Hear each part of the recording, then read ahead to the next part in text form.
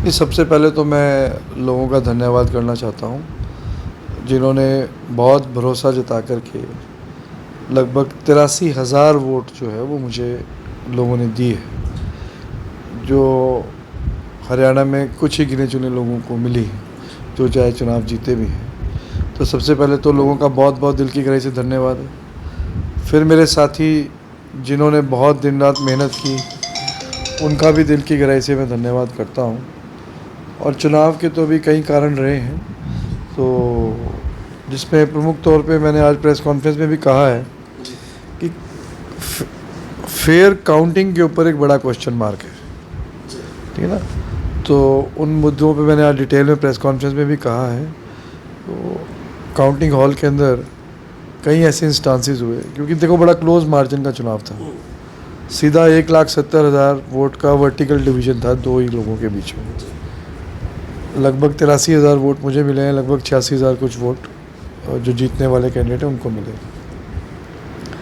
अब जो फॉर्म 17 है, फॉर्म 17 एक बहुत इम्पॉर्टेंट डॉक्यूमेंट होता है जो पोलिंग ख़त्म होने के बाद बूथ के ऊपर पोलिंग ऑफिसर साइन करता है, उस पर मशीन का नंबर डालता है और टोटल वोट्स कितनी पोल हुई वो मशीन को सील करने के बाद फॉर्म 17 की कॉपी, एक कॉपी सरकार के पास रहती है और उसकी एक कॉपी हमारे पोलिंग एजेंट को मिलती है। तो 250 हमारे बूथ हैं, 250 के 250 फॉर्म 17 हमने रिसीव किए। अब वो 17 नंबर फॉर्म जब काउंटिंग स्टार्ट होती है, काउंटिंग हॉल के अंदर लेकर के सारे काउंटिंग एजेंट बैठते हैं। उसका मकसद ये है कि कोई मशीन चेंज ना हो, मशीन का नंबर मिसमैच ना हो, इसलिए वो फॉर्म 17 दिया जाता है। और वहाँ पे कई मशीनें ऐसी थी जिन मशीनों के नंबर फॉर्म 17 से मैच नहीं कर रहे थे, डिफरेंट नंबर्स थे। तो वो सीधा मामला था कि वो मशीन वो नहीं थी जो मशीनें हमारे पोलिंग एजेंट के सामने सील की गई। तो उसका तरीका ये होता है कि आपको मौके के ऊपर ही एक फॉर्म के तहत ऑब्जेक्शन करना पड़ता है, फॉर्म भर के, और उसकी गिनती को रुकवाना पड़ता है। हमने वो ऑब्जेक्शंस वहाँ फाइल किए रिटर्निंग ऑफिसर को, मैंने स्वयं करे, पोलिंग एजेंट्स ने जब आवाज़ उठाई, पर हमारे किसी भी ऑब्जेक्शन के ऊपर कोई कार्रवाई नहीं हुई। ह्यूमन एरर का नाम दे करके उन्होंने उसको गिनती को आगे बढ़ाया, कंटिन्यू किया। तो एक तरह से सीधे जो फेयरनेस पे सवाल उठा रहे हैं ईवीएम की, और मैं ये नहीं कह रहा हूँ, मैं ये कह रहा हूँ कि फेयरनेस, लोगों के अंदर ये फेथ होना चाहिए कि जिस सिस्टम को, ये डेमोक्रेटिक सिस्टम का एक बहुत इंपॉर्टेंट पहलू है, हो सकता है उसमें रिजल्ट भी सही हो, पर अगर जिस सिस्टम के ऊपर लोगों का फेथ ना हो तो वो सिस्टम को फुल प्रूफ आप मान के नहीं चल सकते। लोगों का फेथ क्रिएट होना बहुत ज़रूरी है। जब एक डिफरेंट मशीन नंबर ही आपने डल गया तो वो उसके ऊपर क्वेश्चन मार्क तो आ गया, चाहे वो ऑथेंटिक भी हो, मशीन अगर सही भी हो, पर एक उसके ऊपर एक डाउट आ गया और उसके ऊपर एक क्वेश्चन मार्क पैदा हो गया। ऐसी 16 से 17 मशीनें थी जिनकी बैटरी 99% थी। तो आप कैसे कहोगे कि एक मशीन जिसने 5 बजे 6 बजे मॉक पोल शुरू किया और शाम के 7 बजे तक जिसकी पोलिंग हुई जिस मशीन के ऊपर, और वो सील हुई 7 बजे पोलिंग ख़त्म होने के बाद, वो 99% बैटरी कैसे आई? किसने उस बैटरी को चार्ज किया? कहाँ से उसके अंदर बैटरी डाली गई सील होने के बाद? तो ये सारी सर्कमस्टांसेस जो हैं, और उन तकरीबन जो 99% बैटरीज जो आ रही हैं उनमें कांग्रेस हार रही है, उनमें कांग्रेस हार रही है। तो ये एक बड़ा क्वेश्चन मार्क है सारे सिस्टम के ऊपर कि लोगों का फेथ जो है वो इस पे ईवीएम के ऊपर शेक हो रहा है। ये बड़ा आसान है कहना कि भाई आप ईवीएम को दोष दे रहे हो। हम दोष नहीं दे रहे, हम ये कह रहे हैं कि आपका सिस्टम डेमोक्रेटिक सेटअप के अंदर लोगों के अंदर विश्वास पैदा करना होना चाहिए कि जो हो रहा है वो सही हो रहा है। दूसरा, ये इलेक्शन के रूल्स हैं कि इवन रिटर्निंग ऑफिसर अपना मोबाइल फ़ोन नहीं ले जा सकता वो अंदर, है ना जी, काउंटिंग हॉल के अंदर। रूल्स ये कहते हैं कि अगर रिटर्निंग ऑफिसर और कैंडिडेट दोनों का मोबाइल फ़ोन्स को अगर कोई इस्तेमाल करना भी है तो वो काउंटिंग हॉल के साथ एक कम्युनिकेशन रूम बनाएंगे और वो मोबाइल फ़ोन्स वहीं रहेंगे। अगर किसी को कोई टेलीफोन करना है तो उस कम्युनिकेशन रूम के अंदर जा कर के बात कर सकता है। या इन्होंने क्या किया, और मैं एप्लीकेशन एक दिन पहले दे के आया था इस बारे में, मुझे पता था ये गड़बड़ करेंगे। मैंने एक दिन पहले आरओ को एप्लीकेशन दे दी थी इस बारे में जाकर के, लॉयर्स की टीम को ले जा करके। उसके बावजूद इन्होंने कैंडिडेट के मोबाइल फ़ोन तो गेट के ऊपर ही जब्त कर दिए, या आप अंदर नहीं जा सकते। और आरओ जो है वो अपना मोबाइल फ़ोन को लेकर के काउंटिंग हॉल के अंदर बैठे थे। सिर्फ ऑब्जर्वर के अलावा कोई मोबाइल फ़ोन को यूज़ नहीं कर सकता। तीसरा, कोई इलेक्ट्रॉनिक डिवाइस आप काउंटिंग हॉल के अंदर नहीं लेके जा सकते, आसपास नहीं हो सकता, नहीं लेके जा सकते। जब मैं गिनती में बैठा था तो जो ऑब्जर्वर थे, ऑब्जर्वर अलवर के रहने वाले थे, राजस्थान के। ऑब्जर्वर के मोबाइल के ऊपर हर राउंड के बाद वो मोबाइल खोलते थे अपना, और जैसे आपने बीपी की मशीन देखी है, फ्रीक्वेंसी जो चेक करती है, जी जी जी, वैसा फ्रीक्वेंसी उनके स्क्रीन के ऊपर डिस्प्ले होती थी। ओके, तो मैंने उनको पॉइंट आउट किया कि आप ये क्या है इसमें। तो वो उन्होंने मुझे ये जवाब दिया कि ये मेरा शुगर को कंट्रोल करने वाला ऐप है, अच्छा, जो मेरे शुगर के लेवल को दिखाता है ओके, और मुझे बताता है कि मेरा शुगर लेवल क्या है, और उसके अकॉर्डिंगली मैं कोई भी चीज़ मुझे खानी होती है तो मैं उससे खाता हूँ। तो मैंने कहा ये कैसे कंट्रोल करता है? तो बोले मेरे यहाँ चिप लगी है, ओके, मेरे यहाँ चिप लगी है, और मैं उससे, मेरा ये मोबाइल कनेक्टेड है उस चिप से, और वो मेरे लेवल को चेक करता है। ये बड़ी हैरानी की बात है कि काउंटिंग के रूल्स हैं कि कोई भी इलेक्ट्रॉनिक डिवाइस हिडन फॉर्म में तो किसी भी कीमत पे जा नहीं सकता।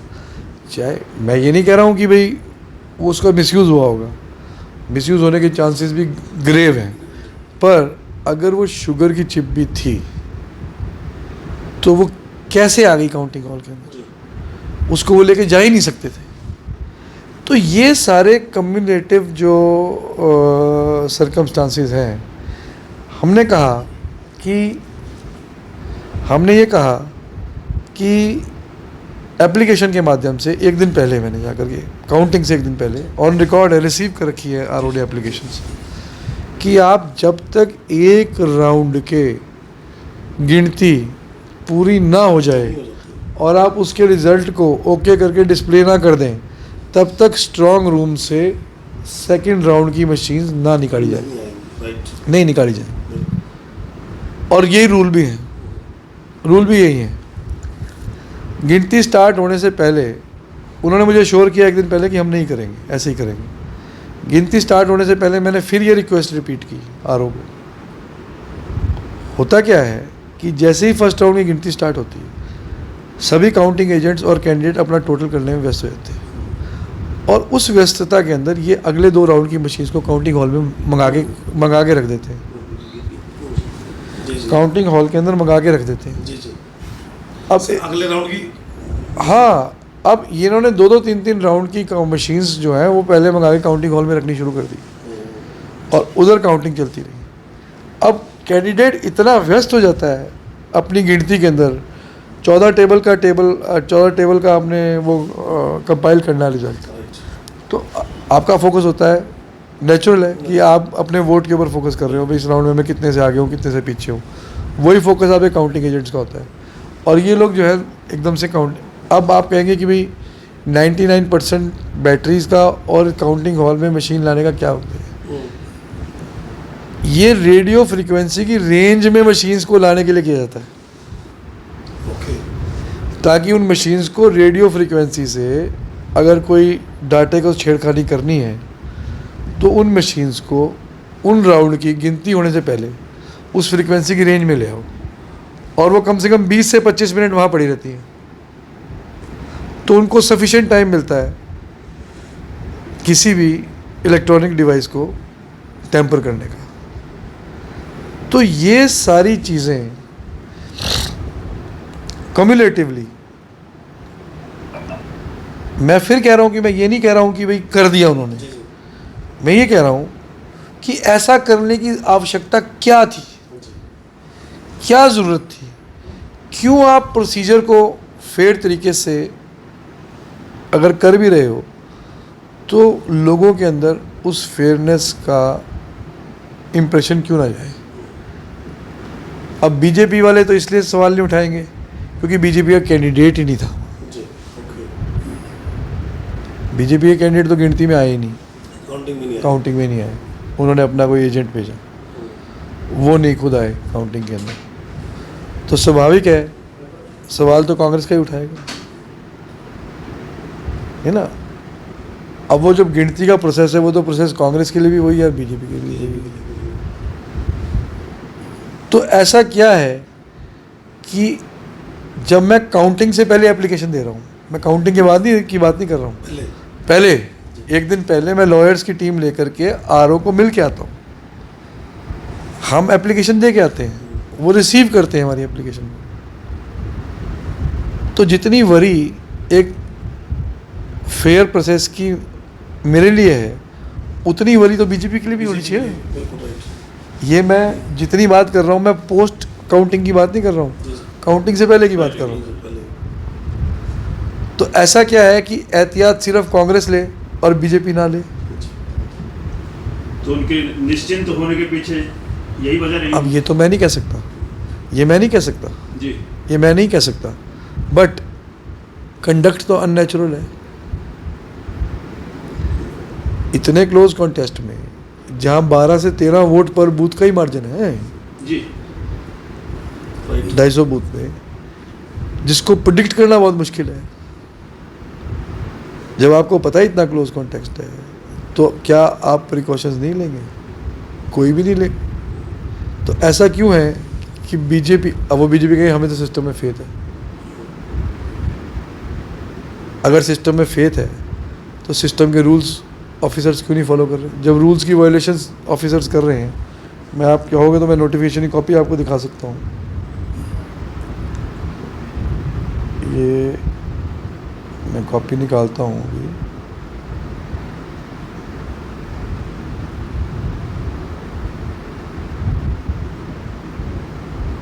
ये देखिए, ये इलेक्शन कमीशन ऑफ इंडिया की गाइडलाइंस है।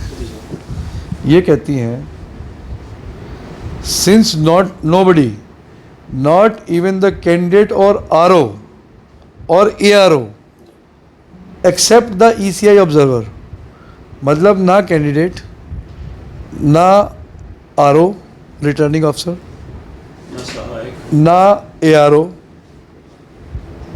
अब एक्सेप्ट ECI ऑब्जर्वर, जो ऑब्जर्वर होता है ECI का, जिसकी मैंने बताया आपको कि जो चिप जिन्होंने लगा रखी थी, shall be allowed to carry a mobile phone inside the एक मिनट में प्रेस कर लूँ, inside the carry mobile phone inside the counting hall. The DEOs, ROs will also arrange another room for the candidates, their agents, counting staff, etc., to make use of their mobile phones in case of any need. Public communication room should be also provided for senior officer and arrangement for safekeeping of the mobiles, etc., of the candidates and their agents and counting staff. मतलब क्या है कि जिस hall में counting चल रही है, उसके बगल में आपको एक कम्युनिकेशन रूम सेटअप करना है, जहाँ कैंडिडेट, रिटर्निंग ऑफिसर अपने मोबाइल को रख सकते हैं और कम्युनिकेट कर सकते हैं, किसी से भी करना हो तो जा करके। एक तो आपने जब मोबाइल कैंडिडेट का गेट के ऊपर ही सील कर दिया, तो आपने उसकी कम्युनिकेशन को रोक दिया, सो दैट वो किसी को ना बताए कि अंदर गड़बड़ी क्या हो रही है। RO जिसके ऊपर क्वेश्चन मार्क है, जो इंस्ट्रक्शंस ले रहा है किसी ना किसी से, अगर उसके भी मोबाइल को आप सील करोगे गेट के ऊपर, तो वो इंस्ट्रक्शंस नहीं ले पाएगा किसी से, पर वो मोबाइल लेकर के बैठा है। तो ये तो clear cut election Commission of India की गाइडलाइंस की वायलेशन है। जिस समय मैंने एक नंबर मिसमैच ऑफ मशीन के बारे में क्वेश्चन उठाया और एप्लीकेशन दी कि ये मशीन का नंबर मिसमैच्ड है, जब ही RO ने अपना मोबाइल निकाला यहाँ से मेरे सामने और नंबर डायल किया, मुझे शक हुआ कि इसने किसको डायल किया।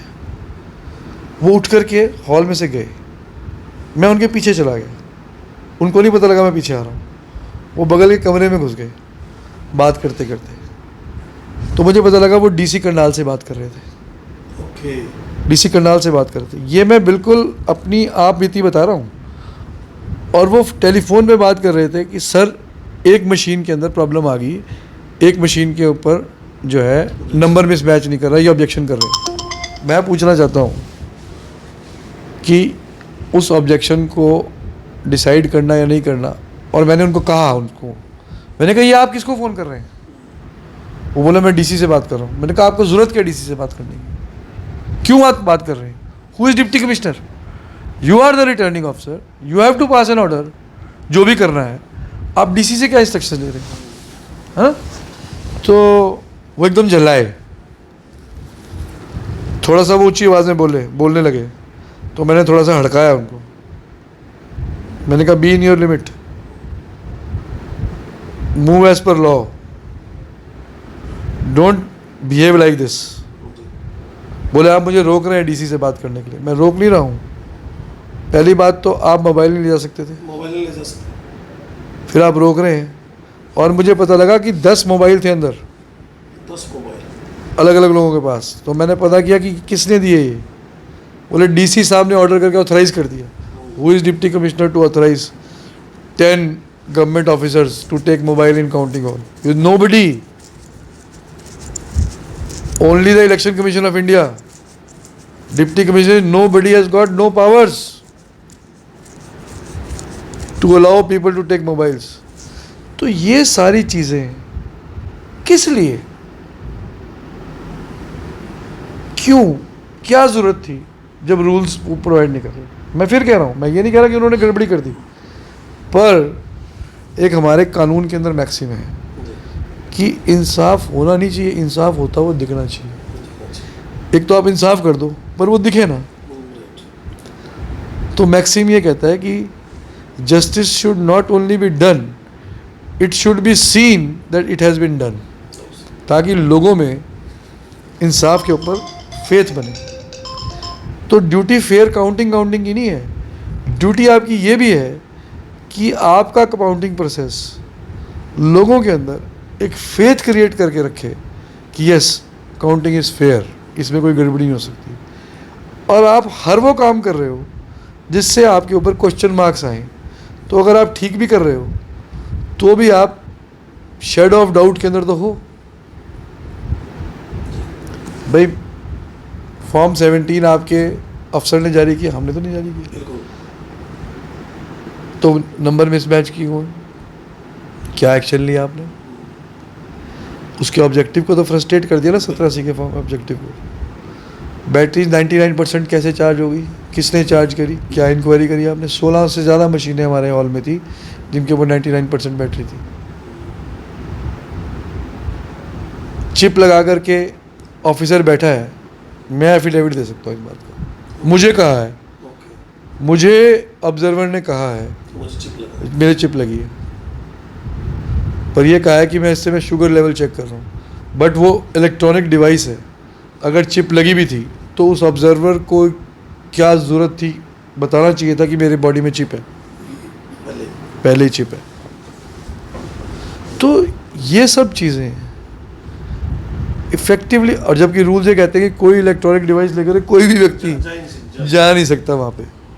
आपने अपने नेताओं के ऊपर भी थोड़ा सा वक्त किया कि भी जो नेता है मतलब पार्टी के अंदर ही कुछ काली भेड़ों की बात कर रहे थे। नहीं, मैं किसी काली भेड़ की बात नहीं कर रहा था।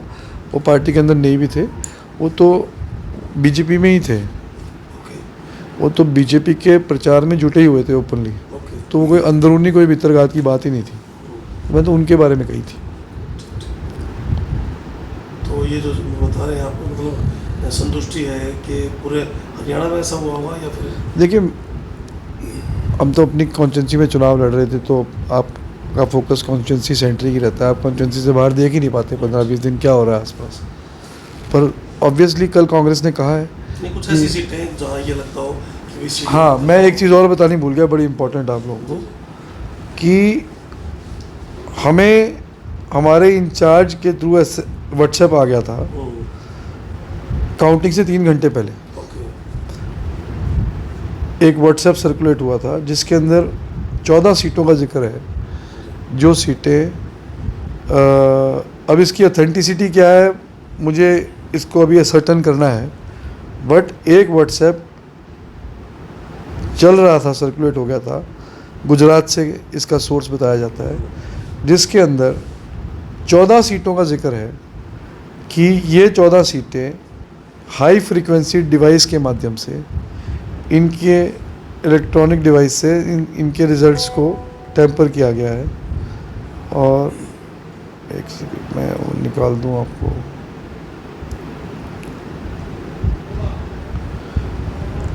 और वो जो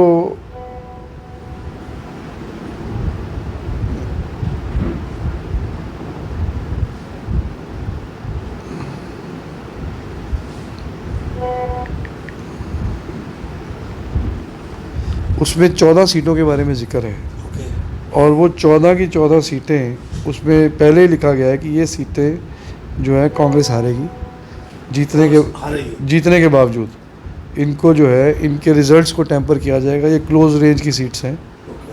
और मैं एक मिनट कॉपी निकाल दूँ मतलब जहाँ इलेक्शन खत्म होते ही एग्जिट पोल आना शुरू हो चुके थे। हाँ, ये है। जी। इन्होंने रिजल्ट आने से पहले लिखा है कि आज इलेक्शन का रिजल्ट इस प्रकार से होगा: BJP 46 to 49, INC 36 to 38, INLD 2 to 3, others 3 to 4. The list of seats on which BJP has set the frequency is as follows: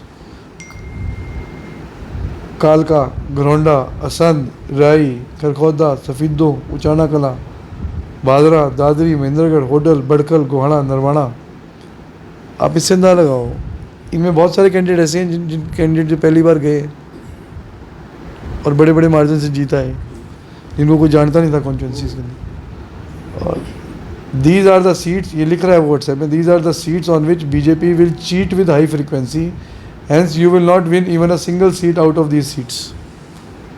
All these manipulated seats which Congress won, but BJP has changed the result by uploading data files in EVM. Therefore, there may be 2 to 3 seats different from the number given by me, but the result will be same as I have given the figures above. अब आप ये देखिए, हालांकि इस WhatsApp के ऊपर कोई believe नहीं कर रहा था। अब बीजेपी ओबीसी का जो वोट बैंक है वो साइलेंट है, और साइलेंट वोट ने जो है अपना ये निर्णय दिया है। आपको अब क्या लगता है? 1,70,000 वोटर ने वोट किया। ओके। 84,000 वोट मुझे मिलती है, 83,000 वोट मुझे मिलती है, मेरे प्रतिद्वंदी को 87,000 मिलती है। इट मीन्स वर्टिकल डिवीजन है। एक आदमी ने डिवीजन इस प्रकार से है कि आपने अगर कांग्रेस को दी तो इन्होंने बीजेपी को दी, इन्होंने कांग्रेस को दी तो इन्होंने बीजेपी को दी। सिर्फ 12 वोट पर बूथ का ही डिफरेंस है। जब तो इसका मतलब ये है कि घर के अंदर भी डिवीजन है।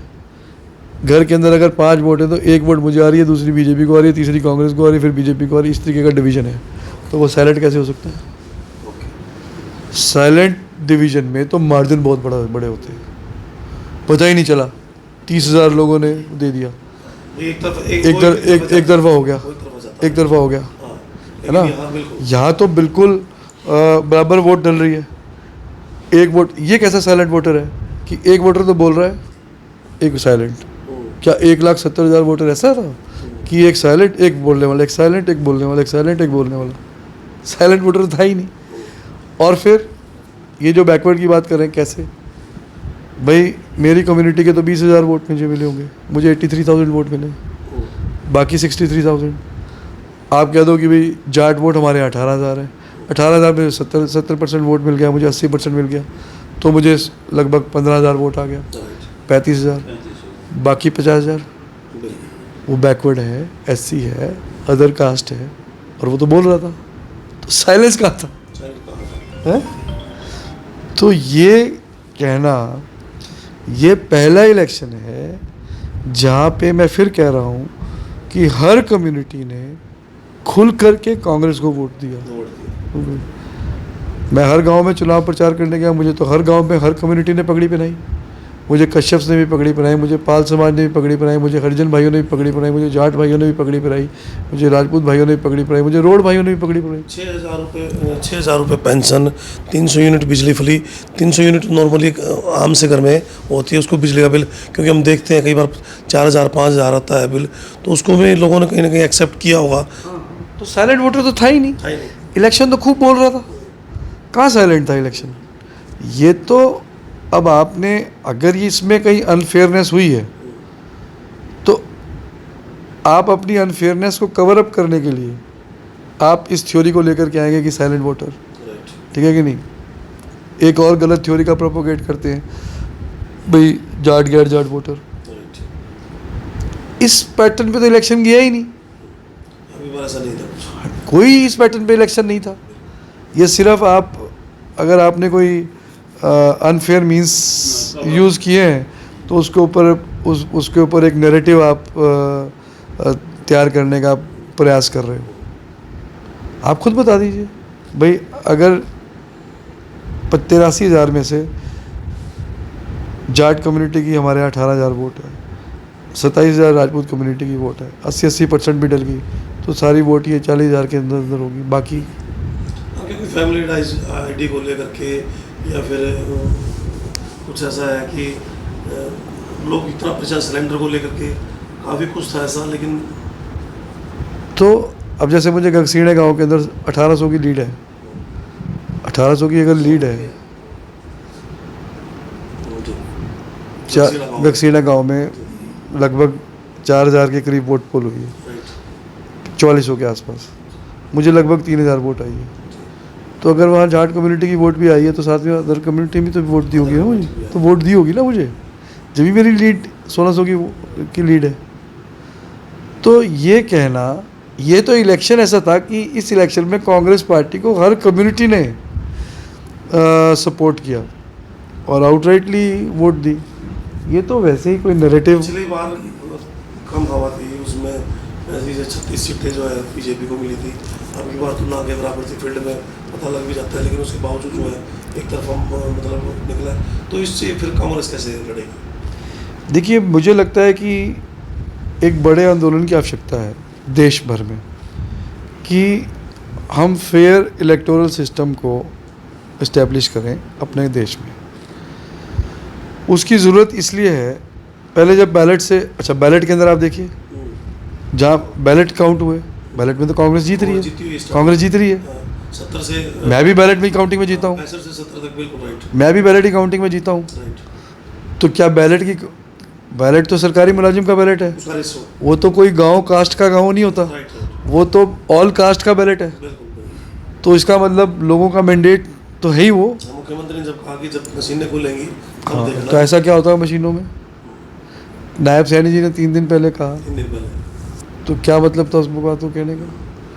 तो ये जो सारे फैक्टर्स को अगर जब आप इकट्ठे देखते हो तो कहीं ना कहीं एक क्वेश्चन मार्क बड़ा पैदा होता है।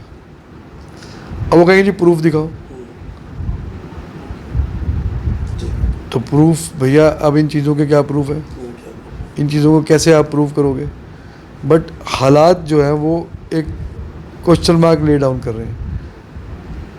बैलेट में ज़्यादा बेटर पोलिंग इसलिए होती थी कि बैलेट पे आदमी जब ठप्पा मारता था और रीकाउंटिंग के ऑर्डर कोट करती थी तो रिकॉर्ड के ऊपर आप चेक कर सकते थे कि भाई सही है कि गलत है। यहाँ इलेक्ट्रॉनिक डिवाइस है, इलेक्ट्रॉनिक डिवाइस से आपने डाटा अगर मैनेज कर लिया तो आप कितनी बार रीकाउंटिंग कर लो, डाटा तो वही आएगा। तो डाटा अगर एक बार मैनेज हो जाए तो वो कभी भी रीकाउंटिंग के अंदर फेयर रिजल्ट नहीं दे सकता। बैलेट अगर मैनेज भी हो जाए तो फेयर रीकाउंटिंग के अंदर वो फेयर रिजल्ट दे सकता है। ये बेसिक डिफरेंस है वाई बैलेट की काउंटिंग में विश्वास करना चाहिए और ईवीएम की काउंटिंग में नहीं करना चाहिए। तो अक्सर जो बीजेपी की जो सेटअप है ये कहा करता है कि जहाँ पर दूसरी पार्टियां जीत जाती हैं वहाँ तो फेयर है, और जहाँ पे कांग्रेस हार जाती है वहाँ या अन्य कोई पार्टी हार जाती है, ये तो कहने की सवाल उठाया जाता है। मैं तो रूल्स के ऊपर बात कर रहा हूँ, मैं तो एग्जैक्टली रूल्स पे, मैंने रूल्स के ऊपर कोट किया है। मैं कह रहा हूँ कि भाई रूल्स को क्यों नहीं फॉलो किया जा रहा। मैं कोई ऐसे एलिगेशन नहीं लगा रहा। मैं कह रहा हूँ कि 17C का ऑब्जेक्टिव क्यों फ्रस्ट्रेट किया जा रहा है। मैं कह रहा हूँ कि इलेक्शन कमीशन ऑफ इंडिया की जो गाइडलाइंस है उसको आप क्यों नहीं फॉलो कर रहे? What is the reason? Why are you putting, even if you are doing fair, why are you putting yourself in a question mark? What is the need? ये तो सर कार्यकर्ताओं के लिए क्या संदेश जो जिन्होंने मेहनत करी? कार्यकर्ताओं तो हम तो विपक्ष में हैं, अगर चुनाव जीतते भी तो भी विपक्ष में बैठना था, तो भी संघर्ष का ही रास्ता था। तो अब सिर्फ फ़र्क इतना ही है कि विधानसभा की चार दीवारी में नहीं बैठेंगे, पर लोगों के मुद्दे, मेरे साथियों के जो संघर्ष हैं उनके अंदर मैं उनके साथ खड़ा ही हूँ और करेंगे संघर्ष आगे। संघर्ष ही जीवन है।